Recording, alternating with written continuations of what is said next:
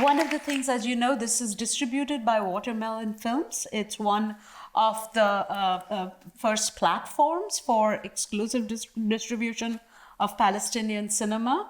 And Rashid Masharawi, who's the filmmaker, curator in this case, has been very excited that it was distributed through this particular platform. He grew up born in Gaza from a family of refugees who were originally from Jaffa. And he grew up in the Shati refugee camp in North Gaza. And he's made over 20 films. One of his best known is Curfew, made in 1994, which was one of the first feature films from the Gaza Strip.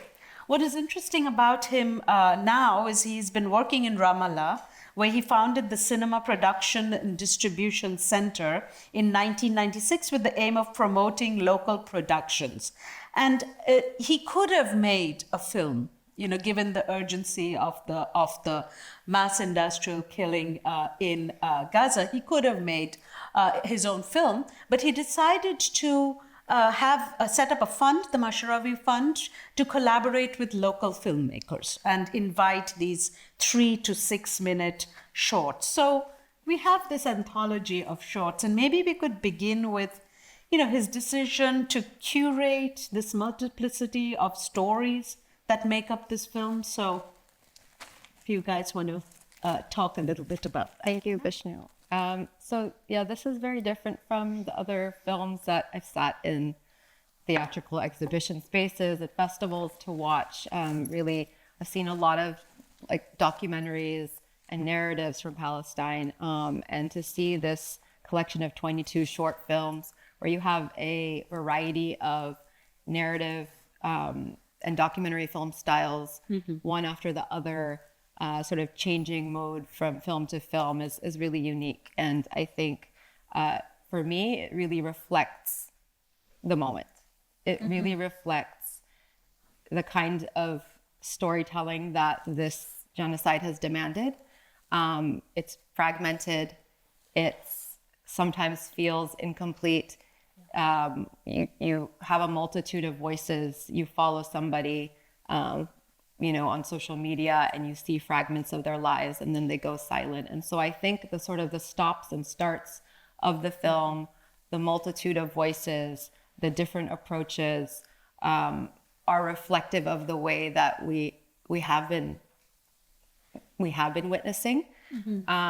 At the same time, it's entirely different because we're not on our phones scrolling. Right. Our attention is demanded differently when we're sitting in a theater and watching something at this scale. And so I think in one sense, it's taking the form of something that we already know, and how we're consuming images, and then putting it in a different kind of context that elevates it, and demands our attention differently. So, the citizen journalist model is something we're very familiar with at this point. Right.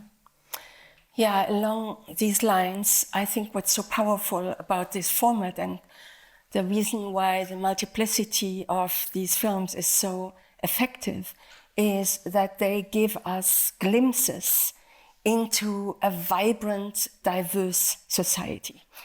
And they undermine the monolithic depiction of Palestinians that is so prevalent, especially in Western media, either as the terrorists or as the victims.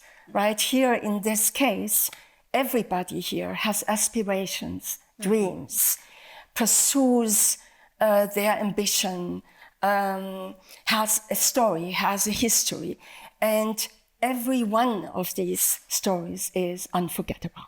So it actually reminds me of what Naomi Shihab Nye said when she was here on campus earlier this quarter.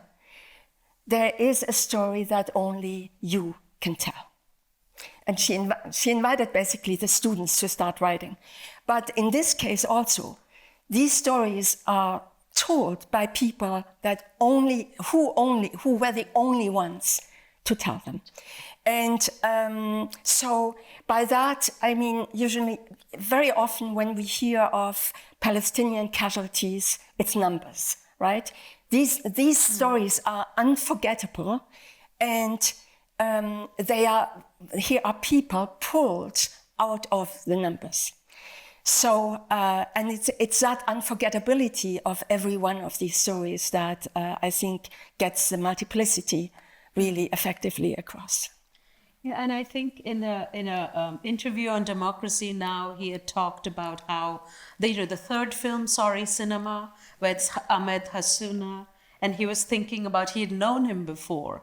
And so I think to your point, Elisabeth, that we have this sense of loss of homes, loss of lives, but actually the loss of a trajectory of a life, that this enormous collection of creative practitioners, the painters, the dancers, right. the singers, the comedians, I mean, it's such a full space. And so that loss of aspiration, I think, was I think one of the things that a very strong takeaway. And the other thing that you were saying, Mona, I think was, and this gets into the next part of it, is sort of the testimonial form. I mean, there's such a long history of testimony, and the talking head testimony as a part of documentary. This is very heterogeneous, but it reminds me of my first couple of years, I think, in the U.S. When the Rigoberta Menchú, some of you might remember, there's a testimonial controversy where she had witnessed the Guatemalan genocide. And she was talking about it, and then people said, well, the stuff that she wrote in her testimonial was actually not true. And she said, well, I was one of the single survivors, and I collected the stories of others so it was a collective representation. When I watched this film, it's got that quality, that it actually cannot be one story, Yeah, and if I can elaborate on the question of witnessing. So I would like to make 3 points. First of all, the very first short is literally a message in a bottle. Yeah. And the last film of the first half that you saw, so the first film starts with a shot of the Mediterranean, and the last film, the last film you just saw, ends with a shot of the Mediterranean. So one of the questions or one of the challenges this film addresses to us, we are the recipients of that message in a bottle. Will we receive it? Will we read it? Will we amplify it? We have received it. I mean, the character in the first one says, I do not know you who will perhaps get that bottle, but we have clearly received this bottle. I mean, we are the adversaries. And the second thing I want to, that actually is connected to what you just said. Scholars like Jacques Derrida and Shoshana Feldman pointed out that witnessing is not about proving, but about transmitting. Yes. And if you put that together with the scholarship of psychoanalysts and psychiatrists who worked with survivors of massive trauma, they show that witnessing can work only for these survivors if there is an active listener, but also an informed listener. And so, by extension, one can say the film addresses us this question: are we willing to become the informed listener? That means to educate ourselves, not only about what happened on October 7th, and yes, we need to educate ourselves about that, but to insist that in all honesty, historical honesty, ethical honesty, we cannot separate that date and the crime that happened on that day from the decades of oppression that preceded it. So the question really is, are we willing to become that educated recipient of this message? And then I want to say a third thing, namely regarding the powerful short, soft skin that you just saw about the children, because it gives such a powerful example of what witnessing can do. Here you have a group of children literally asked to imagine their own dismemberment. Anybody would have trouble finding language for that, let alone children. And this creative process that allows them to find the language is a creative process in which they literally put body pieces together and animate them. Right? So that's a container for their own trauma, for the narration of their own trauma. And then the third aspect of that is very powerful and that can indeed be a result of witnessing is they are taking the agency to say, I will not be, I am not destined to be marked for dismemberment. I refuse to be marked for dismemberment, for death. So they are insisting on their being alive.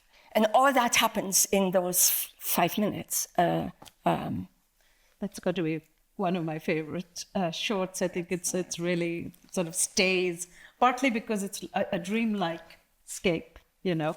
And one of the things I think what you were saying about us having, there's a demand placed on us as, you know, to bear witness. And they were asked to produce 3 to 6 minute shorts, but some of them you want the story to go on. I don't know if you felt that, but you were like, okay, this ended very abruptly.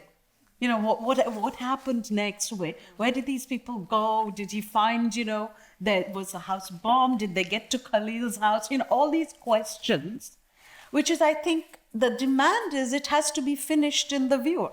Yeah. You know, it's a kind of a open space invitation to at world making. And the other part of it, I think, that has to do with the ongoing Nakba is there are many memories, and we'll see more of this, where, you know, 1948, a lot of people from who were displaced came to the Gaza Strip. And so there is a kind of, the trauma is kind of cumulative.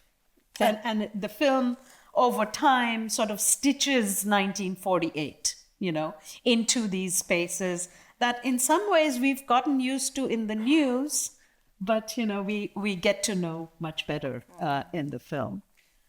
And so, you know, I know, Mona, your expertise is in spatial, you know, the spatial grammar of cinema. And, you know, here, one of the things that I loved about this film is it made Gaza familiar.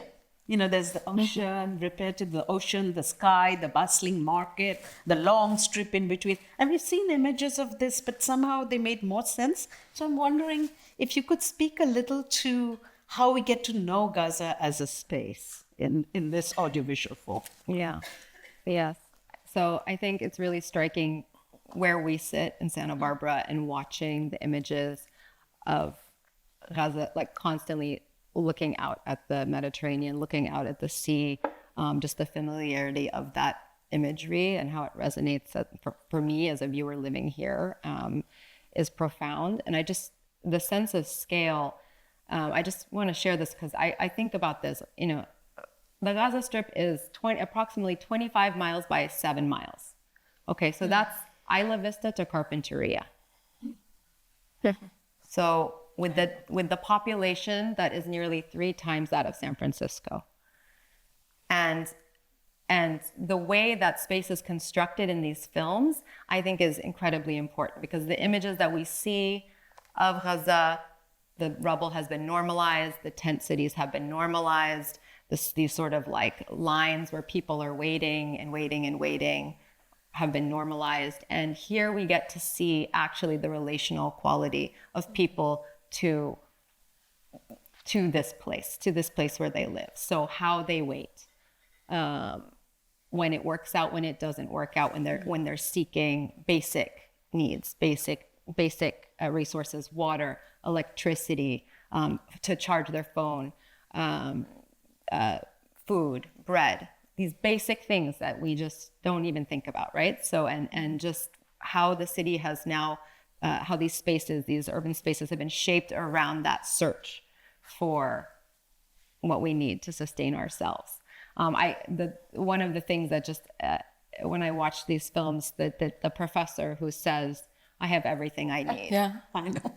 I mean, it guts me because that is a message to us. It's very deliberately a reflection of our relationship to imagining Gaza, imagining the kind of scarcity and the kind of impossibility of the conditions that people are living in. Mm-hmm. And I think one of the things that this film does so beautifully, because we're invited inside, we're spending a lot of time in interior spaces inside these tents, seeing families with their children, seeing a mother with her children cuddling in the bed, seeing the comedian bathing. How does someone take a shower? How does someone bathe in these conditions? You know, like, how do you cook? You have to pull wood off of a door frame to chip the wood to cook your food, right? These things that we can suddenly imagine how it actually is to be there, rather than seeing it as from an exterior view where everything is so caricatured as rubble, tents, devastation, victimization. And no, this is a place where people live. This is a relationship between people and their land and their communities and their families. Mm-hmm. And all of that is what makes this space. And so I think that multiplicity that we get of perspectives is what allows us to build such I think we will all walk away tonight seeing Gaza very, very differently. Yeah. And I think part of it is, you know, there are continuities, the sea and the sky, you know, they kind of create Gaza. It's always the Mediterranean, you know. And then you have the drone, yes. You know, the one consistent thing that you have on all the shows is the sky, you know, and the sky is full of sound and threat, you know, so I was also trying to look, as we are trained to do often, common patterns. Right? These are so heterogeneous, they're so diverse, even the ways of telling, the cameras are different, all of these styles, but there are some common themes that move across these films. And I wonder if, I'm sure if we open this up, many of you would have different ways of approaching the through line through these films. But I wondered if you wanted to address some of these. What's the commonalities? Yeah, so one commonality is, a concept by a Palestinian scholar, Nadira Shalhoub-Kevorkian. She coined the concept of unchilding. And that's really what I think is a very common theme, you know, these children who stand in these lines. But unchilding actually is, for Shalhoub-Kevorkian, that these are children who seem to be unworthy of children's rights. Right? They are considered adults. They are considered killable. They have no special consideration in this particular situation, of course, or in the occupied territories as well. So, but since the children will be one of the questions for later, I will postpone that a little. But then there's something else that really, I think, links all of these films, that is making art as an affirmation of being alive and of resisting. And here I want to point out one of the shorts that you have seen, namely the one that is entitled Charm. You know, the one with the girl, she's 9 or 10, who at first plays a game of hopscotch with other children and then runs to the sea. And she imagines in her mind, she hears a first song. And that first song is the song Home by Amal Mathlouthi, who is a Tunisian artist who became famous for her song Kenti Hoda during the Tunisian revolution, and it became the anthem for the Arab Spring. But then the girl goes to the beach, to the sand, sits down and starts singing for herself another song. And she imagines voices joining her until there is an entire chorus singing. And then she gets up, and she has already been, imagined herself dancing, but she gets up and sings to that internal song. And so I checked what that song is. Yeah. And it's actually a tarwida, which is a Palestinian song that women, it's a genre that women created during the Great Palestinian Revolt in 1936. And it is a song that these women sang for loved ones who were imprisoned. And it's coded by adding the letter lam, L, to the words in between words and inside words, so that it sounds like gibberish. But in fact, those are messages of liberation, of hope, and of love that are conveyed to those prisoners inside. 1936, so the prisoners had the windows opening to the outside. But that she sings that song and in her mind imagines that the song not only is joined by many voices, but also it allows her to do what she craves doing, namely dancing with her community. And so, on the surface, it's just about jumping around and dancing, but actually there are these two songs that are an absolute assertion of we will resist. Thank you. I'm so glad that you did that research. That's incredible. Yeah. Can I share? Yeah. When I think about like these films, the whole time I am just holding on to the part of a poem that is very important to me. So I just want to read some of the lines from it. It's by Rafif Ziadeh, and it's she says, "We Palestinians teach life after they have occupied the last sky. We teach life after they have built their settlements, apartheid walls, after the last skies. We teach life, sir. We Palestinians wake up every morning to teach the rest of the world life, sir." So for me, the continuity across all these films is this impulse to live despite, to live in the face of, to live and go on, and with such dignity under the most degrading conditions imaginable. And for me, even just the making of a film under these conditions, the act of producing a testimony like this, the act of using the art of cinema for storytelling to the world, there's no greater form of waking up and teaching life, right? Like, how?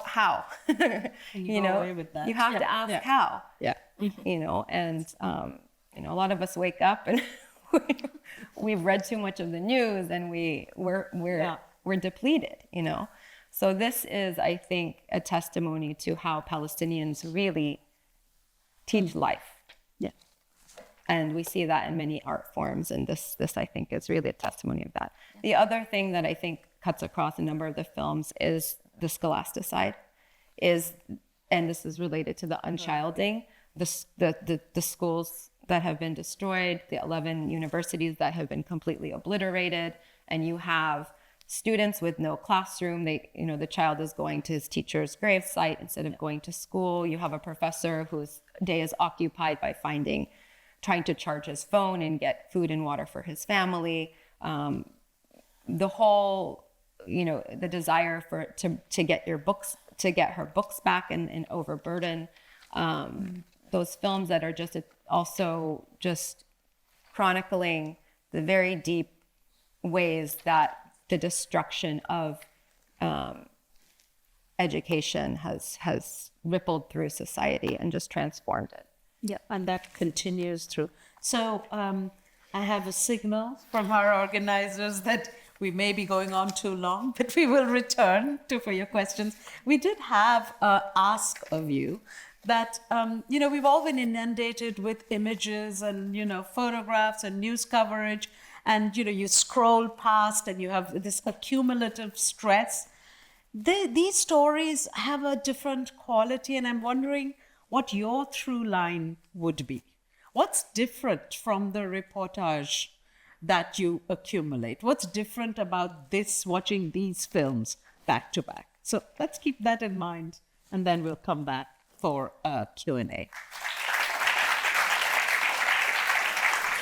So we'll keep our remarks very short because we'd like to hear from you as well. I think one of the things we did not talk about is really the media question, because one of the stories throughout, now that you've seen all of it, is about how do you write a story, produce a story, what do you actually grasp visually in the what's happening around you. So I wonder if Mona, you want to start us with that? Yeah, we talked a little bit among ourselves about how many of the films are actually dealing with the question of the conditions of the production of the film, and how making a film in these conditions really just demands that part of the story is the making of the film. Sort of the conditions are so, I think beginning with Sorry Cinema, probably, the one that we saw early on, where the filmmaker is narrating, he's apologizing to cinema, he's saying, cinema, forgive me, because now all I need to do is just survive, basically. And, a director who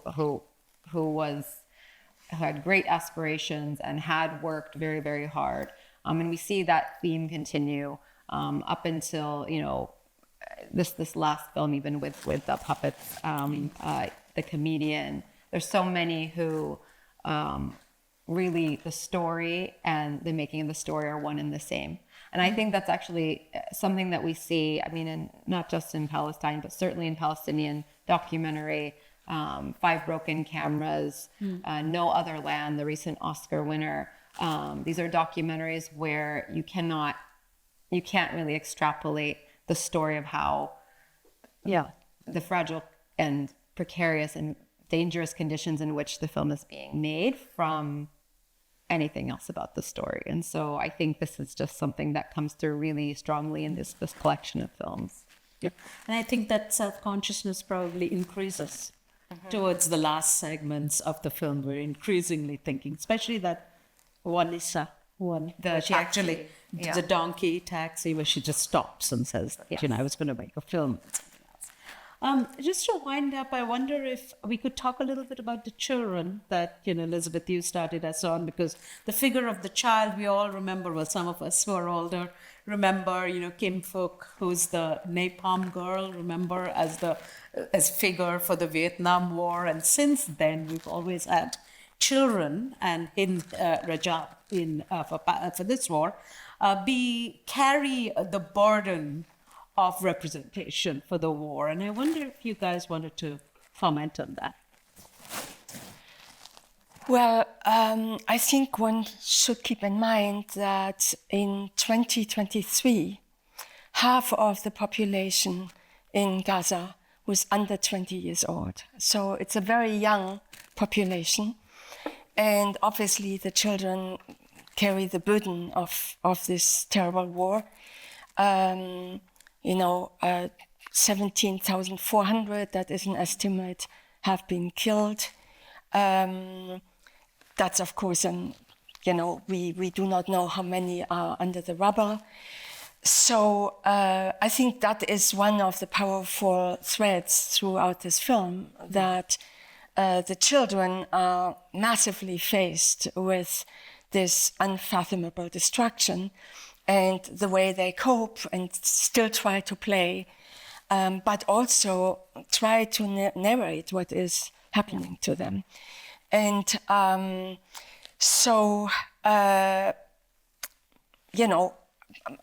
as you know already, I commented on two films, two shorts, where the children are front and center. And I really think that is where we really, it really sinks in what these children tell us also in the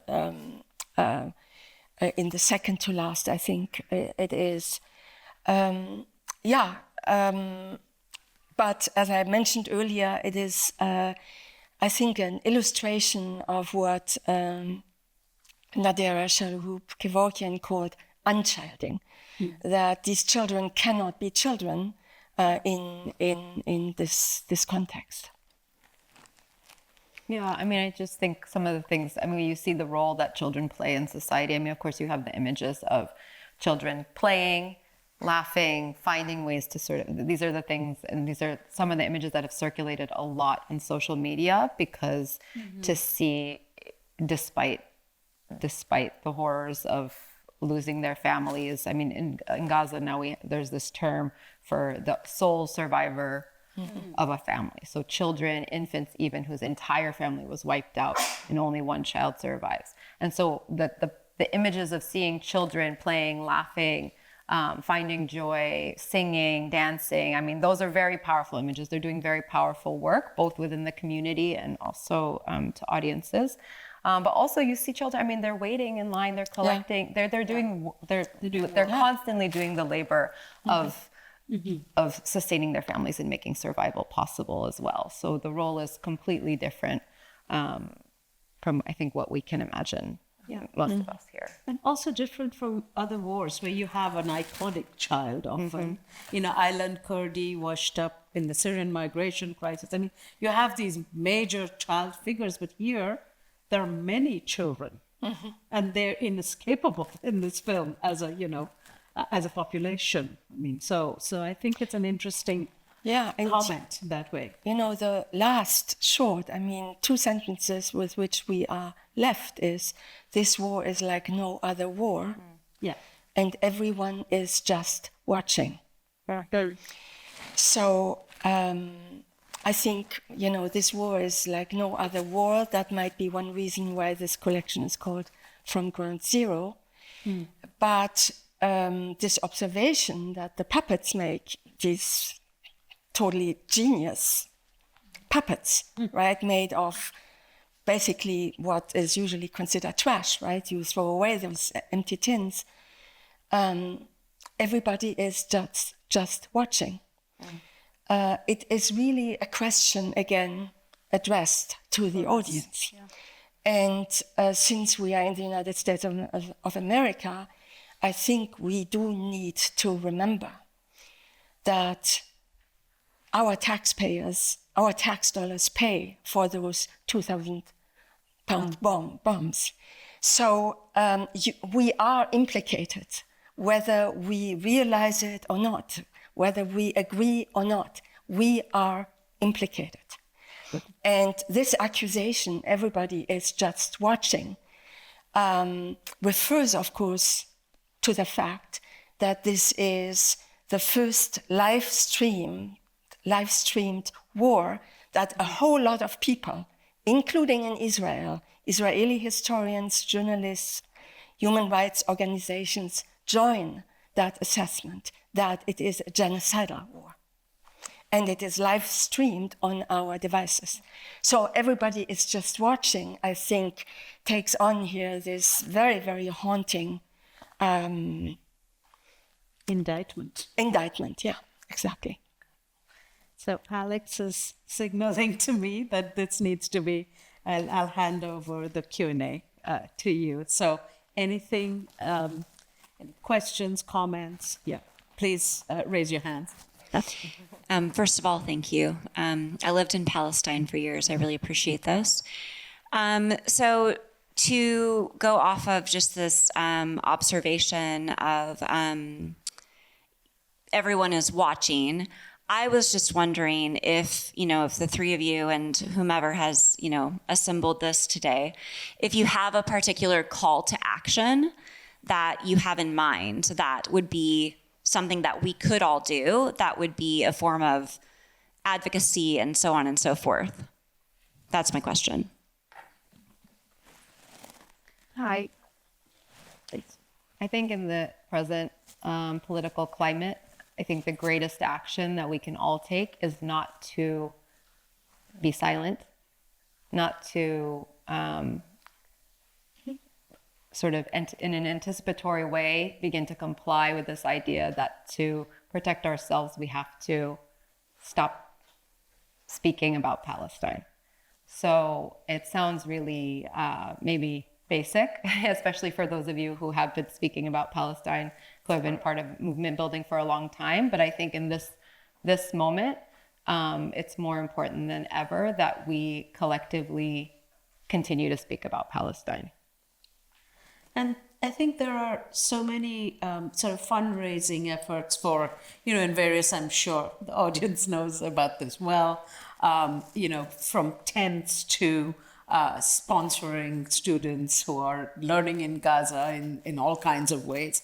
There is all of that. And I think there's so much multiplicity need that it would be hard to say that, to endorse one thing or another, but I really would like to back Mona's idea that one of the things that we've tried very hard to do is to create a consistent and transparent space for conversation and study and reflection. And I think that's what universities do. And there are now, of course, ways of really shutting that down and not making that happen. So even slight as it may seem, to have a program like this where we actually collectively sit and watch what's happening is itself some understanding of both our, as Elisabeth said, our complicity in what has happened in Palestine, and then to go out and do whatever we can. So thank you for the question. Hi, thank you so much for this. Yeah, I just wanted to ask, so you talked a lot about like the themes that are present within the films. There were also, because we were left with so many coherent themes and visuals and tropes, populations within the film. I was also thinking a lot about what wasn't captured within the films, and most explicitly, we don't see anything that's overtly political, like not even a flag. I don't think, I didn't catch it. And so I'm wondering, that's just one thing, but I'm wondering if you could just speak to what isn't in these films and why you think that might be, like what the framing of the call was, and maybe just what this moment demanded. Oh, the flag is actually visible twice, but it's in tatters. Yeah, it's a tattoo.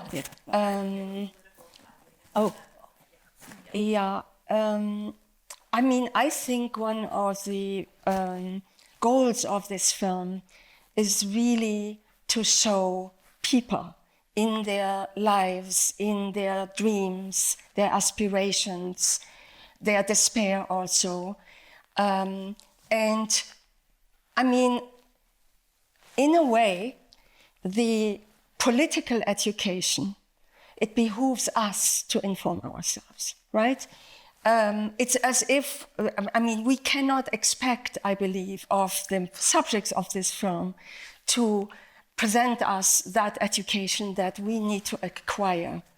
That's one of, as our colleague Shirin Saikali, who is really the scholar of Palestinian studies on this campus, tells her students, and I'm quoting her when, read as if your life depended on it. The public discourse in this country has to change. And, these glimpses into the lives of all these very diverse, vibrant, dreaming, despairing people, perhaps the intention is really to touch our heart rather than to serve a political discourse that will be probably immediately dismissed as, well, here we go again, right? So, that would be my hypothesis here. You can't dismiss these stories, right? They leave a mark, a real mark, hopefully also in our hearts. But, it's not enough to feel pity. We also have to be moved to actually contribute to a change of discourse in this country. And I single out this country because it provides so much of the weapons. And it is, and here I quote Yuval Abraham in his Oscar acceptance speech, it blocks a path to a real solution, this country. That's what the Israeli filmmaker said during his Oscar speech, which is really worth listening to. And I think what's missing is also, the everydayness or the ordinariness. There is no historical dates. When you're looking at that flower thing that they pull off and they said, you're collecting flower, there's the Red Flower Massacre. It would have been very easy to frame it around an event. We don't have events. We don't have historical dates. These things aren't there. We don't have hospital emergencies. So there are very deliberate things that are missing, which foreground the continuity of everyday life. People will always be looking for food and homes and their aspirations. They will be talking about their losses. Things will land in their bodies and minds, and that will continue. And so much of the film is just devoted to that. And that's what I've liked about it. It would be different if we had a few historical events. I think the last one tries to do something with the Nakba, I think, but mostly, I think. I'll add one more thing, which, I mean, this is such a great question, like what are the absences? And something that really strikes me, because I've been listening to interviews with Mohammed Al-Kurd, who has a book who just came out, Perfect Victims. Mm-hmm. And one of the things that strikes me is that there's an incredible range of human emotion depicted in these films. Anguish, hope, joy, fear, love. We get all of it, but we don't see anger, which is almost the most obvious emotion. You would think. Your home has been destroyed, your family has been killed, everything has been taken from you, your school, your art, your craft, everything is gone. And anger is a fundamental and obvious emotion, but there's no place for it on the screen. And Mohammed Al-Kurd and others have written about the fact that this right to anger, this right to an expression of anger, is something that Palestinians have been robbed of in the public sphere. It's too dangerous. Mm-hmm. And from a young age, children are taught, when you're in front of a camera, you smile. When you're in front of a camera, you tell them the story they want to hear. And this conditioning of what it means to be a victim in the Palestinian context. And this has everything to do with the dehumanization of Arabs and the caricature of the terrorist, the angry Arab, the orientalization, of human beings. And so that really strikes a chord for me, is that there's no rage, and I think it does come from us watching in the audience. It's something that we feel when we watch how the injustice is on screen, but the portrayal isn't there. I think Dana's question got me thinking, and Mona, your answer also got me thinking about absences. And I want to say two things that we might just maybe have some pause over. One is that I think the political is very present in the film because of a range of things that people are doing in everyday systems and structures that actually allows the political to stage itself. Building a tent actually allows for a political meeting. Having water delivered to a site actually allows for very political forms of gatherings. So I think the political is very much in the film. The moment that struck me was the civil defense groups that actually run and take bodies out of buildings. And a lot of that kind of mutual aid work where people are just automatically kicked into action and move into action. And that's a very organized form of political work. And the reason that struck me in relationship to the conversation on anger that Mona, you just brought up, is I think, yes, Mohammed Al-Kurd is right. But there is a long tradition in Palestinian thinking around both the channeling of anger and the productive use of anger. I don't think people in the film are not angry. I think anger is very much the productive ground on which empathy, loss, love, and resilience can be staged. I think we should think of anger as the kind of fuel that allows itself to kind of nourish a whole lot of other things. Because even in that childhood conversation, right, the child also does something else, which is call the parent to be a better parent. We are all, like as adults, we're moved to action knowing that Palestinian history is the thing that we must pass on to the next generation.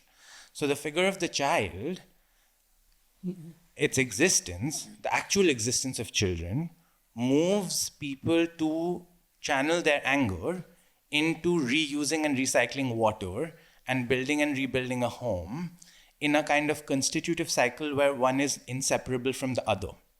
So the question of, oh, there is no anger, but there is something else, separates anger out in a way that I think is a liberal preoccupation. I'm not sure that that is a preoccupation of Palestinian movement building, sumud, the logic of resistance. I think it's very much a part of it. So I just thought this is not so much a question, but as something as food for thought to think about the role of anger actually is central. And the last thing I thought that struck me, Vishnu, you asked the question of what is a thread. One thing that struck me is its engineering. There is a remarkable history of just makeshift engineering that is in every film where people are making all kinds of spaces on the go, which to me is the hallmark of Palestinian life in Gaza and outside, is consistent and engineering again and again. So I just thought I'd throw those out. Yeah. Thank you. That's an interesting way of looking at anger. There's no direct confrontation. So it's the form of anger is different. Yeah, that's the form it takes. Yeah, and I like what you evoked in terms of the engineering, because we see it at every scale in the films, from the puppets and the children, the craft work of the animation that the children do to tell their story, to the homes, to the gray water system. I mean, every aspect of the life requires engineering for the particular purpose. And I appreciate how you reframed where we see that anger in productive ways that are constitutive of the Palestinian existence. Yeah, almost as a stubbornness. Like, we're going to be here and do this and rebuild. And that becomes, a way of, So, great. Yeah. I have actually a different reading of this question of anger, and I would like to hear what you think. It's very striking that there seems to be no, direct expression of anger. But for me, that's because anger is a secondary emotion. It's not a primary one. It's a shield. Most often, it is a cover and a shield for a feeling hurt, feeling of having been hurt. And it seems to me that most of the people that I just watched in these shorts are well beyond that shield or cover, and they are going to what I would call really a realm of primary affect that is well beyond anger. Now, that's not to say that anger cannot be productive, politically and otherwise, but I think that anger is really besides the point here.